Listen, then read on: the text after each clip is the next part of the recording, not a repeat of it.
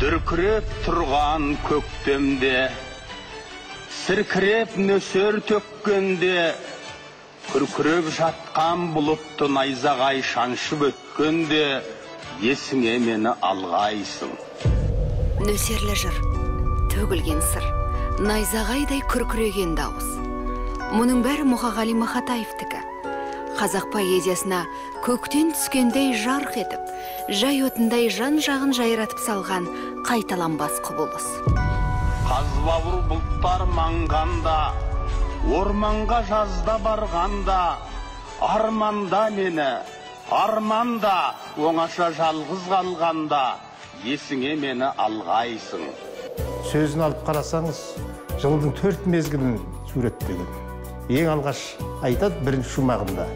Дүркіреп тұрған көктемде, найзағай шаншып өткенде, көктемде есің ал дейді. Екінші шумақта жаңағы жаз келді, міне жазда есің ал дейді.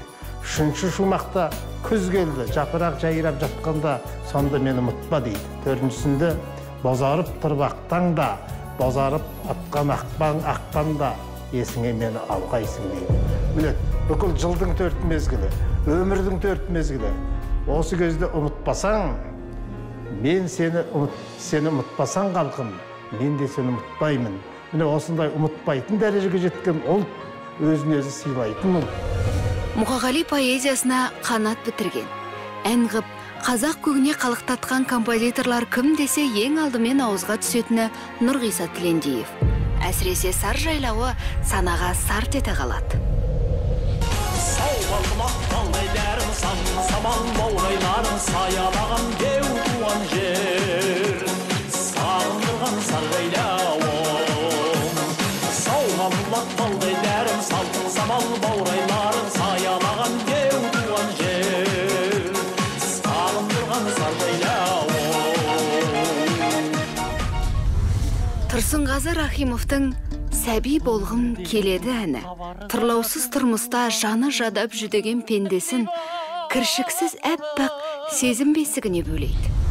Ұста болғым келмейді, қанатым бар күмістен жаратылған. Сәби болғым келеді,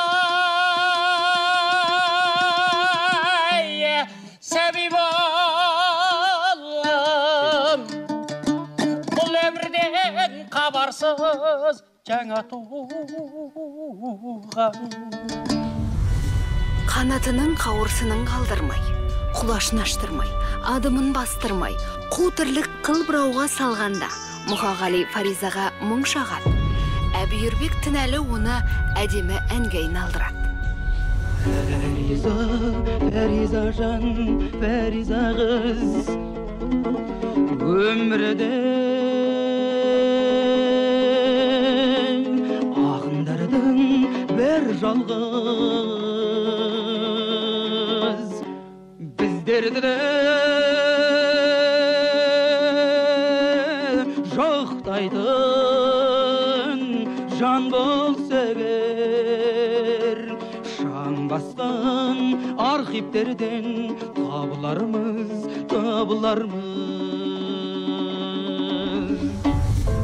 Мұқағали шығармаларын әнге арқау еткен осы ардақты азаматтар арамызда жоқ.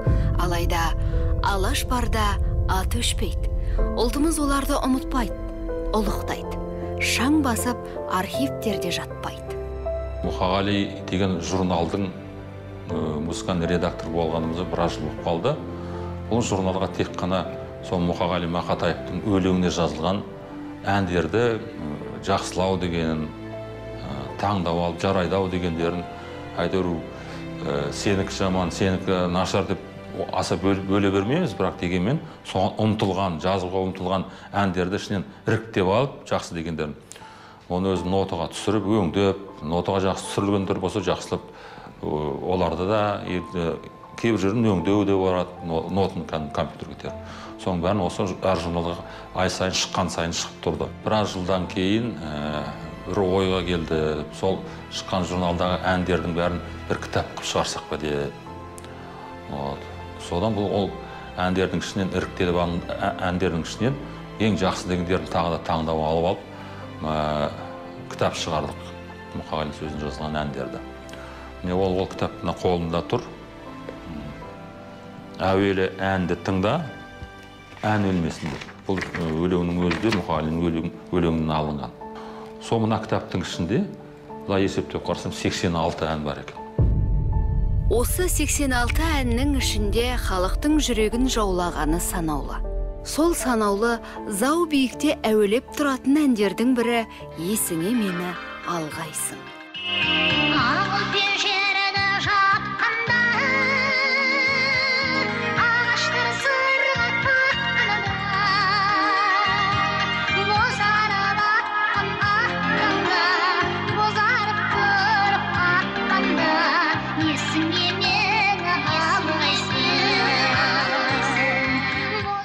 Бүгінде Мұқағали да, Мәдинада. Осы әнде аңызға айналды. Тек осы аңыз әннің авторы, толағай талант иесі Елена Әбдіхалықованы біреу білсе, біреу білмейді. Керемет композитор, әндері керемет, өзі орындайды, басқалар да орындауға тиісті. Анау Мұқағалидың сөзіне жазған ән бір еді ғой, «Есіңе мені алғайсың» деген. Одан 20-30 жыл бұрын Еленаның жазған сол. Жасөспірім кезінде. Бірақ соны Еленаның жазған ән екенін жұрт біле бермейді. Елена Әбдіхалықова бұл әнді небәрі 20 жасында жазған. Жас жүректен жаһанды жаулайтын ән шыққанына автордың өзі аңды. Қытайдағы қазақтарда, Моңғолиядағы қазақтарда, Түркиядағы қазақтарда, керек десеңіз, мен Ташкентте және Бішкекте бір халықаралық ақындар айтысы, сонда қырғыз ағайындарда айтады, өзбек ағайындарда осы әнді айтады екен. Мақатаевтың шығармасының қуатының арқасында, поэзиясының құдіретінің арқасында менің де даңқым біраз жерге барды. Қазір сол «Есіңе мені алғайсың» менің бір төлқұжатым іспеттес ән болып қалды. Кейде осы әнді мен жаздым ба деген сияқты ой келеді. Қойны қонышын кітапқа толтырып, жата жастана оқитын Елена жастайынан қазақ әдебиетінің құнарын бойына сіңірген, қайнар бұлағынан қанып ішкен қыз. Айт саламанында талай ат ойсап, жыр додаларынан жүлдесіз келген кезі жоқ. Ал саз әлеміне 17 жасында аяқ басты. Алғашқы қадамынан ақ қорғасындай салмақты, алтындай қымбат, әрі жібектей нәзік ән туды. Жұмып кейде жанарымды нұр сөнген, сырласқанда арман аттай тылсыммен, ту сыртымнан өпеткенде самал жел, елеңдеймін сен шығар деп күрсінген. Ақын Ұлықбек Естәулеттің сөзіне жазылған «Көздеріңе ғашықпын» ішкі қуаты, композициялық сапасы жағынан үздік туында. Сүйем, күйем, өлем деген бір ауыз сөз жоқ. Сонда да адамның ішкі әлеміне әсер етіп, сезім сарайын алай-дүлей етеді. Ғашық жанды әлдилейтін ән керек, жаңбыр жауса тырсылынан ояннам, іздеп келіп есік қаққан сенбе деп.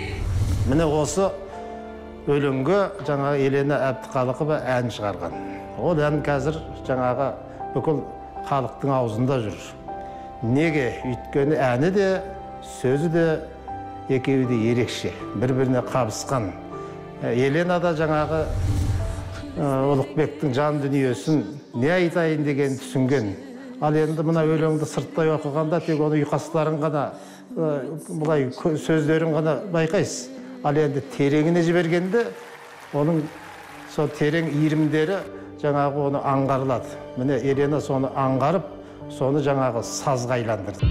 Сөз құдіретін, сезім иірімдерін тамыршыдай дөп басып, дәл табатын дарынының арқасында 1990 жылы «Есіңе мені алғайсың» әні дүниеге келді.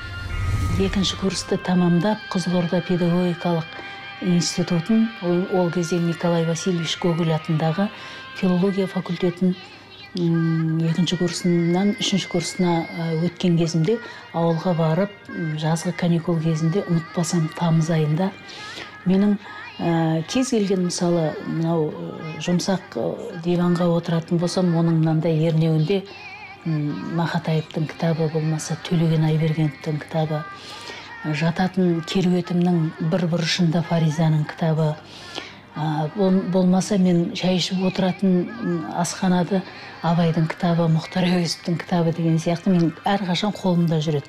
Қазір күнге дейін солаймын, ана бөлмеде бір кітап, мына бөлмеде бір кітап. Әлі есімде Мақатаевтың Соғады жүрек дейтін 2 томдық кітап шықты. Ол бізге дейін алдағашан шыққан кітап, соның ернеуінде тұрып, ашып қалсам, сол уақытқа дейін неше мәрте оқыған болуым керек, бірақ сондай бір қатты әсер етті. Жылдың 4 мезгілінде де мені есіңе ал.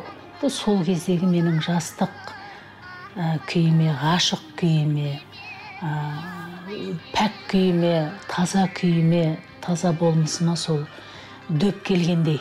Ақынның құдіреттілігінің өзі сонда мен Мұқағалиның осы өлеңін бірден домбыраны алып, өзім ән қылып айта бастадым.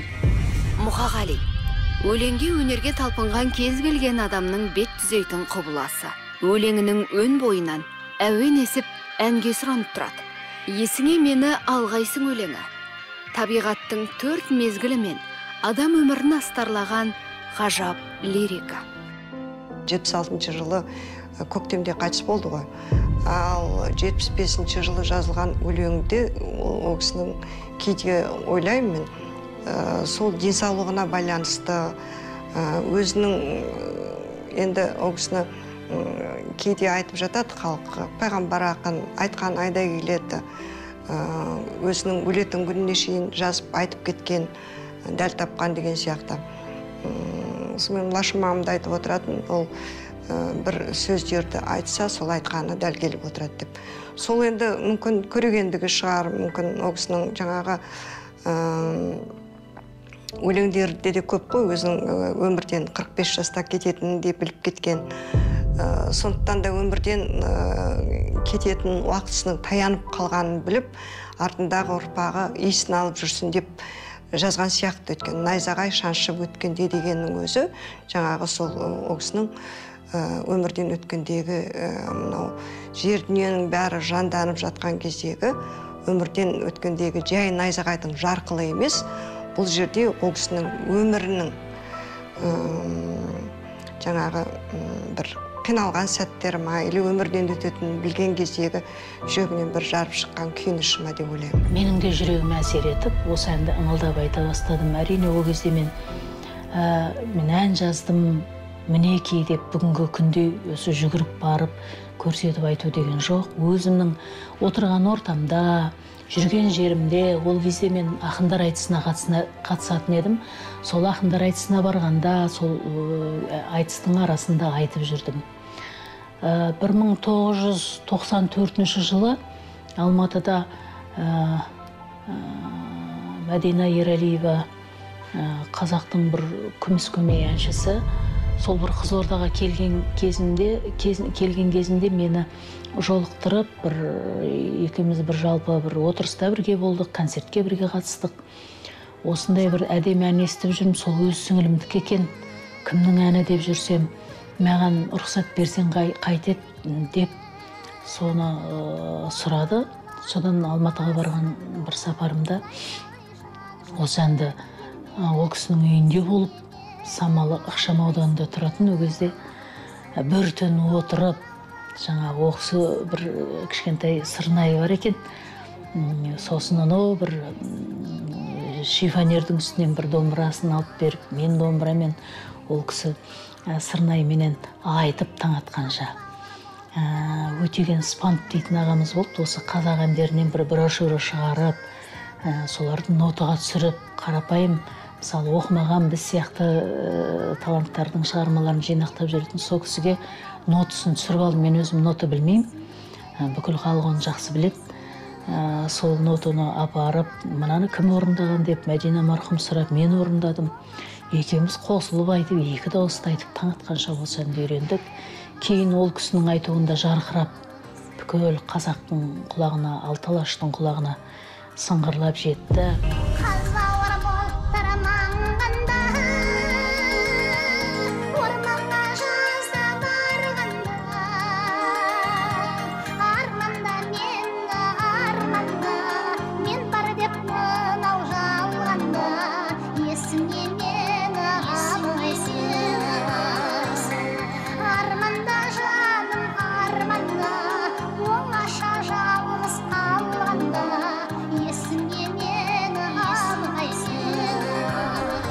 Оған дейінде бұл әнді Қазақстанның халық әртісі Мақпал Жүнісова домбыраменен айтып, эфирге шығарып, барлық концерттерінде орындап, әлі күнге дейін ол кісінің репертуарында.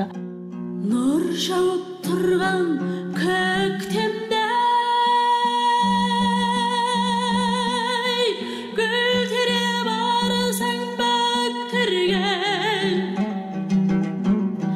қоңырау атқан аспаннан найзағай шаншып өткендей есіңе мені алғайсың.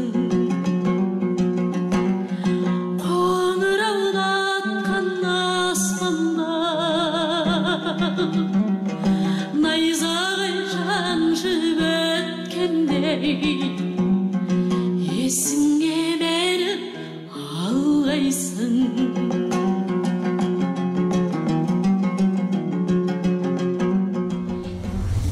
Мәдина марқұм қайтыс болғаннан кейін көпшілік халық сұраған соң біз Жұбаныш екеуміз қайтадан жаңаша өңдеп, өзіміздің стилімізбенен айтып шықтық, бейнебаян түсірдік. Нұр жауып тұрған көктемде гүл тере барсаң бөктерге қоңыраулатқан аспанды найзағай шаншып өткенде есіңе мені алғайсың. Қоңыраулатқан аспанды найзағай шаншып өткенде есіңе мені алғайсың. Қаз бауыр бұлттар маңғанда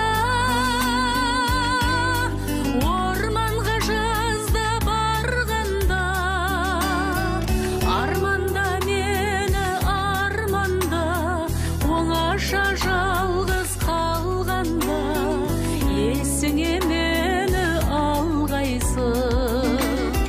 Арманда жаным арманда жоқ деген сөзге алданма есіңе мені алғайсың. Өзіңіз айтып жатырсыз, композиторсыз деп. Мен әлі күнге дейін өзімді бір ең жоғарғы композитор қатарына санамаймын. Әннің әуенін шығару үшін мысалы оған әбзәтін міндетті түрде кәсіби болу міндет емес, кәсіби композитор болу міндет емес. Мысалы Құрманғазыдан кейінгі Тәттімбет, мысалы Біржан, Мұхит деген ол кісілер кезінде олар кәсіби болған жоқ, бірақ олардың бәрі жүрегінде бәрі қандай ән жақсы, жүрегімен жақсы шықса, ол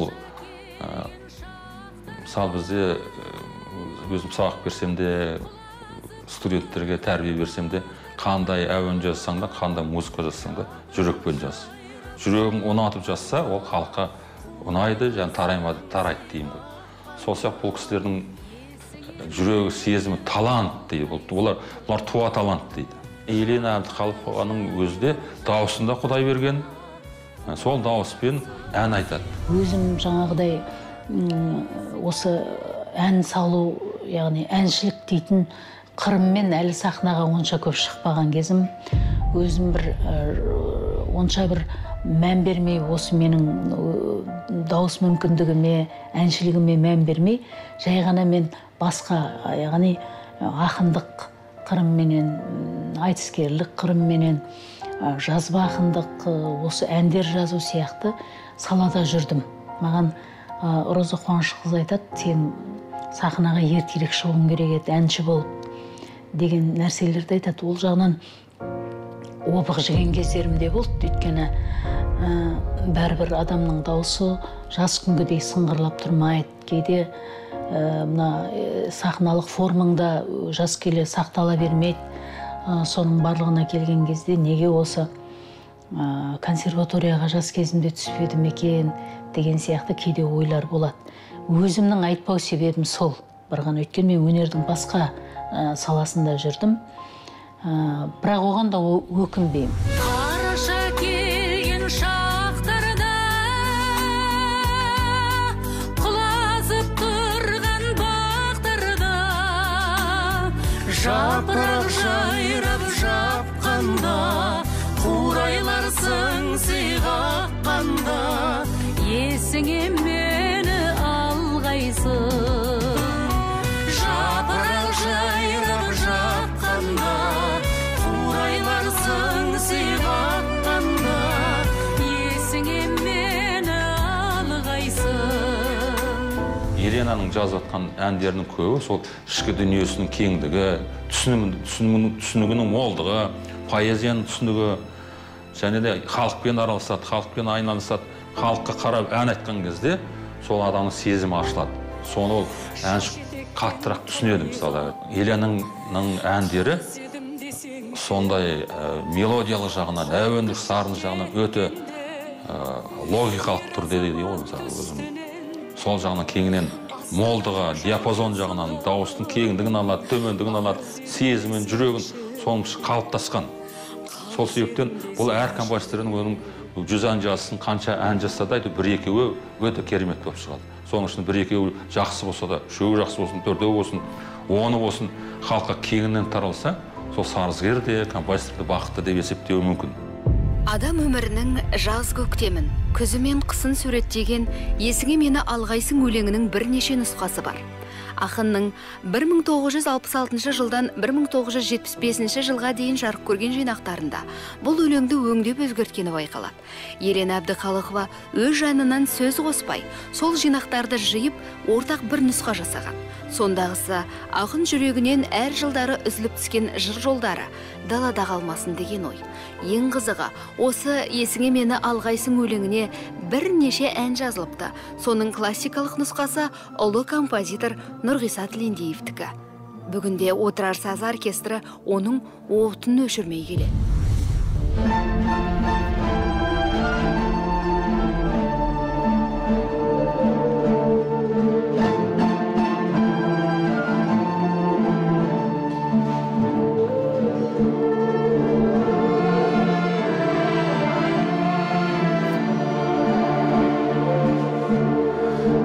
Жауып тұрған көктемде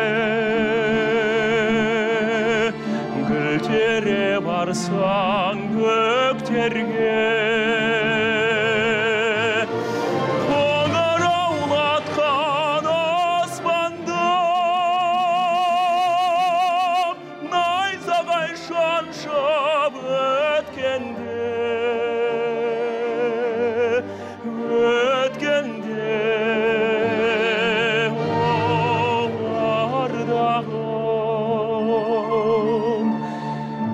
есіңе мені алғайсың,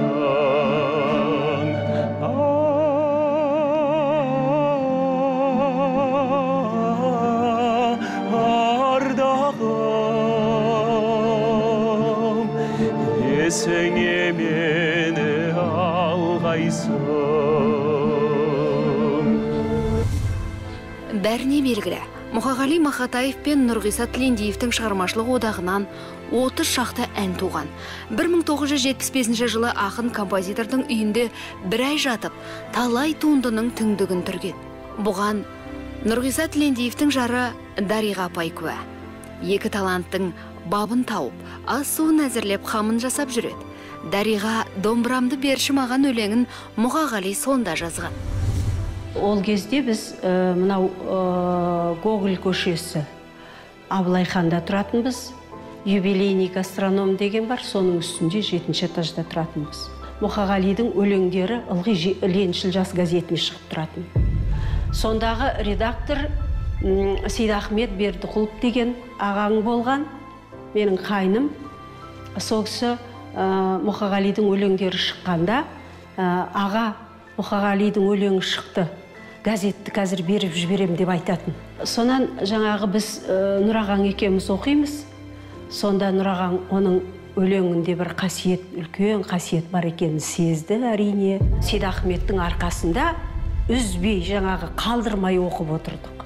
Өйткені газет шыға салысымен бірінші Нұрағаңға жіберетін. Ол да сондай журналист, жақсы жазушы, жақсы адам болған. Сөйтіп біз Мұқағалиға ынтық боп, Нұрағаң, осы қашан мен кездесем, қашан осы Мұқағалиды бір келтірсем үйге деп жүрген. Сол бір өте жақсы сәтті күні жаңағы Мұқағали біздің үйге келді. Содан басталды барлығы. Біздің 4 бөлмелі квартирамыз болған. Соның ең үлкен залда жаңағы үлкен концертный рояль тұрады. Қара рояль. Мұқағали өлеңін рояльға сүйеніп тұрып оқыған қазір көз алдымда. 75 жылдың күзінде Нұрғиса ағамыздың есепті концерті болды. Сонда бірінші рет екеуінің бірлескен әндері орындалды.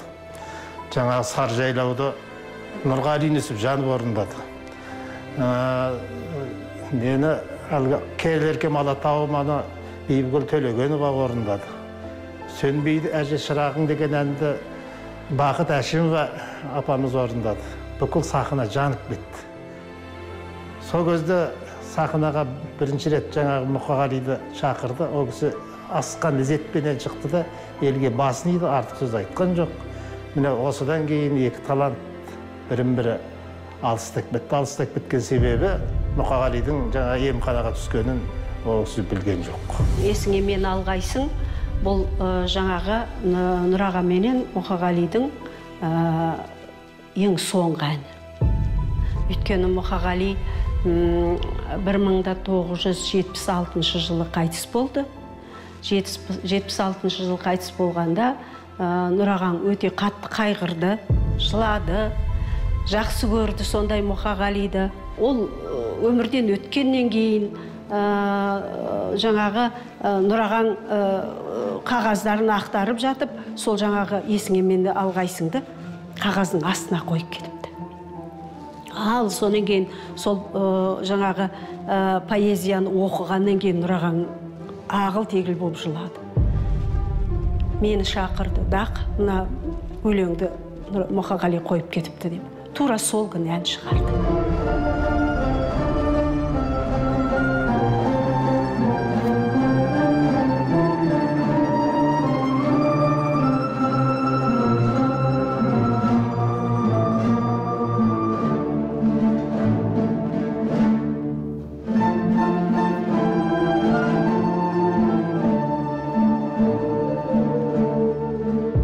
Көбінесе сол Мұқағалидың өлеңіне жазылған әндерді, басқа да әндерді, басқа Нұрағаның шығармаларын тек қана оркестрмен тыңдасам, менің жаным рахаттанады. Оркестр деген оркестр ғой. Отырар сазының әншілері де жақсы. Әсіресе мен мынау есіңе мен алғайсыңда көптеген әндерін Фархат орындайды. Фархаттың дауысын мен жақсы көрем. Мына оркестрмен өте тамаша үйлеседі. Жапырақ жайрап жатқанда, қурайлар сыңси қаққанда,